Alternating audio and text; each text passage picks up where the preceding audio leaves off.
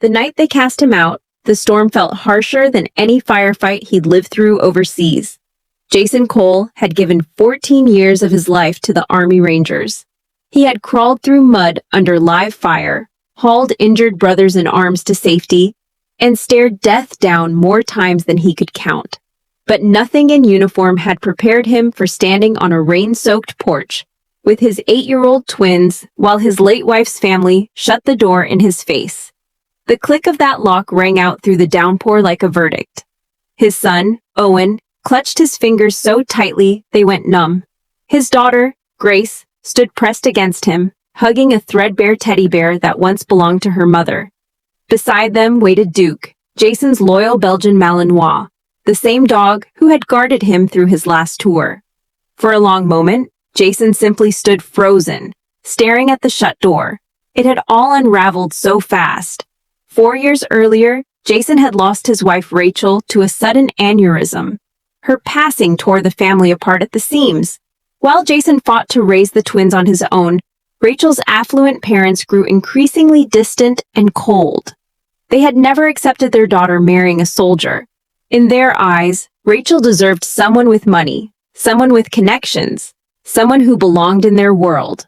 After she died, their disdain only deepened. It started quietly, then it turned blatant. Every visit came wrapped in criticism. Every holiday carried an undertone of judgment. Every conversation reminded Jason that he would never measure up. What they never understood was that Jason didn't chase wealth or status. He cared about his kids. He cared about integrity. He cared about honoring the vows he made to Rachel before cancer, before illness took her. None of that mattered to his in-laws. And that night, after months of simmering tension, they finally crossed a line he never saw coming. Earlier in the evening, Rachel's father had accused Jason of being unfit to give the twins any kind of future. Sharp words spiraled into a shouting match. The shouting match became an ultimatum. Within the hour, Jason and the children were ordered off the property. No negotiation, no second chances, no compassion. Just a door slamming shut behind them. Before we go further, if this story is pulling you in, drop a like, leave a comment below, share it with someone who still believes in second chances, and subscribe for more. Stories like this remind us that the darkest nights often arrive right before life delivers its biggest miracles. The rain kept hammering down. Jason threw a few duffel bags into the bed of his weathered pickup. The twins climbed into the back seat. Duke leapt in beside them. As the engine turned over, Jason caught his own reflection in the rearview mirror. Owen was doing his best to look brave. Grace was crying silently, trying not to let him see. That image cut deeper than anything else that night. He pulled away without a single glance back. The weeks that followed were the toughest of Jason's life. What little savings he had evaporated fast. A rundown motel became their makeshift home. Each day blurred into the next. Wake before sunrise, get the twins to school. Take whatever labor jobs he could find, pick them up, return to the motel, and pretend everything was fine. Some nights, Jason went without dinner, so the kids could have a full plate. Other nights, he lay awake, staring at water stains on the ceiling, terrified of what came next. His military training had drilled discipline into him, but discipline doesn't cure fear. It wasn't poverty that scared him most. It was the thought of letting his children down.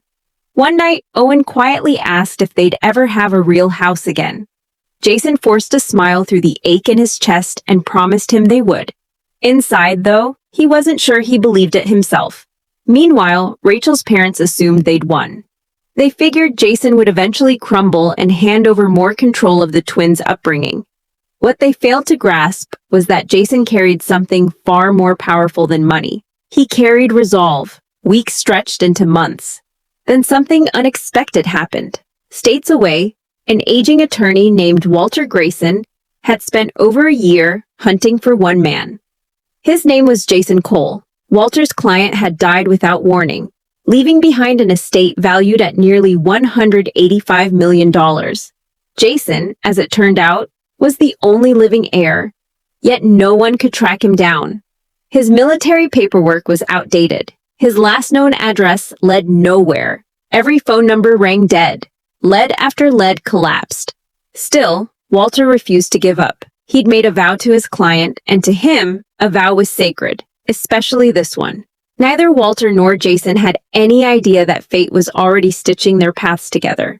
It began with Duke. One afternoon, while the twins were in class, Jason was on a construction site earning day wages. When he got back to the motel, Duke was gone. Panic hit him instantly. The dog had never wandered off before. The twins were inconsolable. They combed the nearby blocks for hours with no luck. The next morning, Jason called every shelter within driving distance. Nothing. Another day passed in silence. Then, 3 days later, just as hope was slipping away, his phone rang. A local vet clinic had found Duke, safe and unharmed. Relief flooded through him as he raced over. Once there, the veterinarian shared something strange. Duke had turned up nearly 20 miles from the motel, wandering straight into the office of an elderly man in the middle of a conversation about a missing persons search.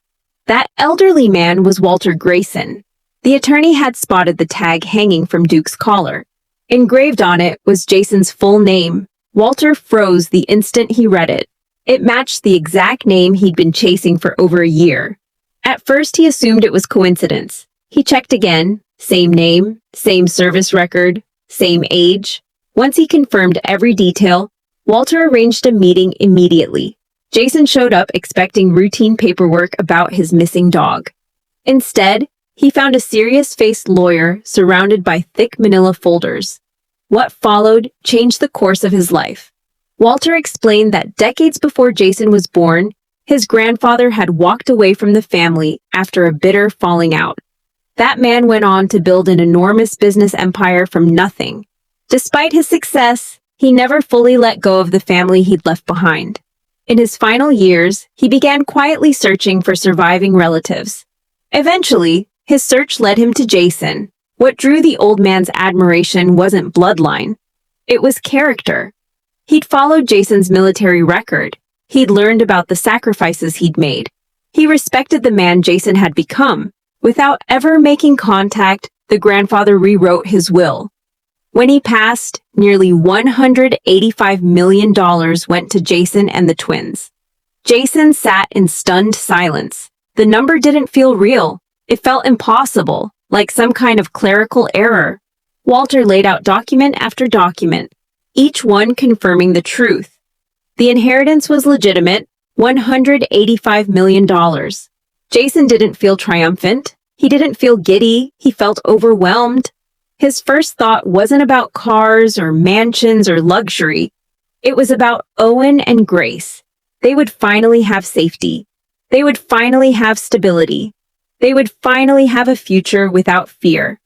For the first time since Rachel's death, the weight crushing his shoulders began to ease. Finalizing the inheritance took several more weeks.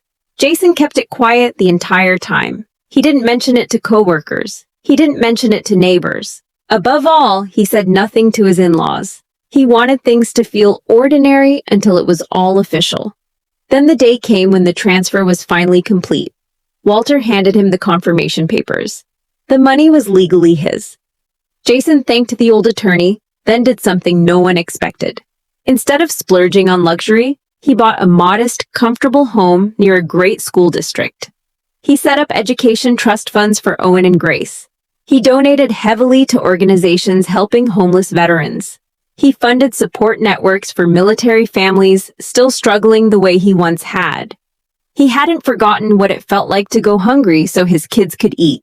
And he refused to look away from others living that same nightmare. Word of the inheritance eventually leaked out.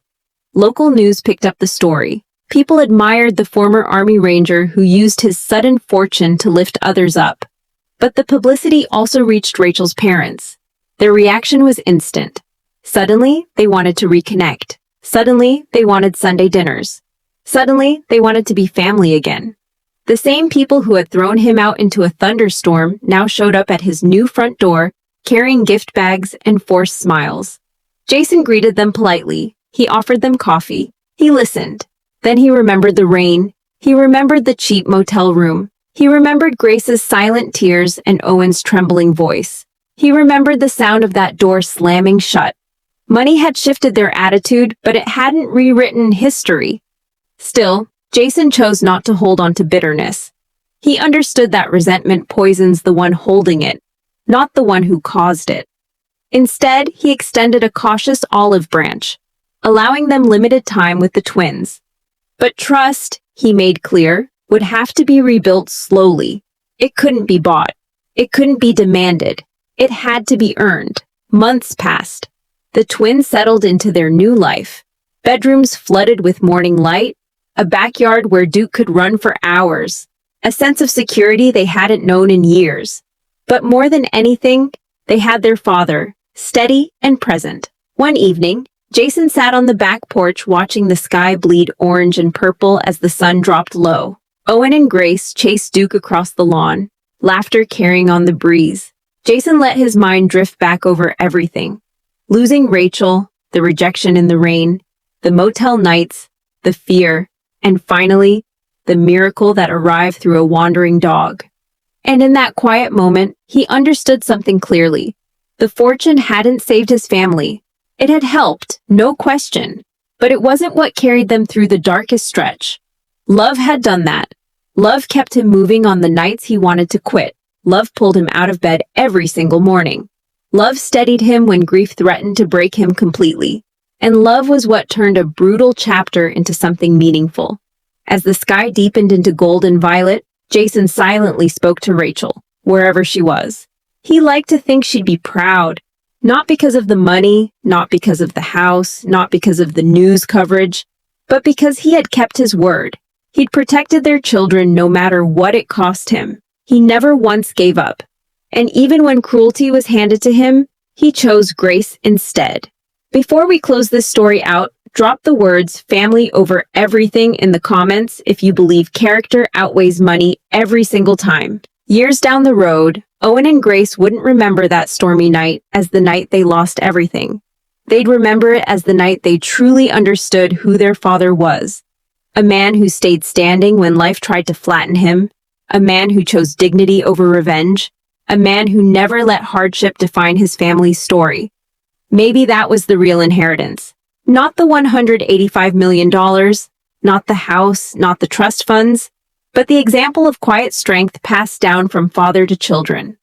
As night settled fully over the backyard and Duke curled up peacefully near the porch steps, Jason allowed himself to smile. The uncertainty that once suffocated him was gone. What remained instead was hope. The storm, in every sense, was finally over. The wounds had closed, and the family that once huddled together in a cramped motel room now stood beneath a wide, open sky full of possibility. If this story moved you, hit like. Share it with someone who could use a little hope today. Drop a comment and subscribe for more stories like this one. Every share helps these stories reach more people. Because sometimes real wealth isn't found in bank accounts. Sometimes it's found in loyalty, resilience, forgiveness, and love. And sometimes, when all hope feels lost, it takes a loyal dog named Duke to lead the way back home.